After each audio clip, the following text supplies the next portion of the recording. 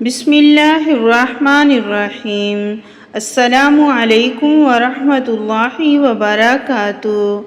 حضرت عبداللہ بن عمر رضی اللہ تعالیٰ عنہ سے روایت ہے کہ رسول اللہ صلی اللہ علیہ وسلم نے فرمایا، میری امت کے آخر میں ایسے آدمی ہوں گے جو ایسی سواریوں پر سوار ہوں گے جو اونٹ کے کچاؤں کے مشابہ ہوں گی، مساجد کے دروازوں پر اتریں گے۔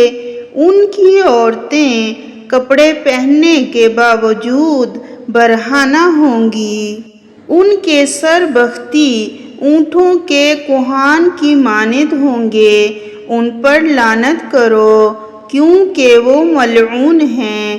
اگر تمہارے بعد کوئی امت ہوتی تو تمہاری عورتیں اس طرح ان کی خدمت کرتیں جس طرح تم سے پہلے امتوں کی عورتوں نے تمہاری خدمت کی۔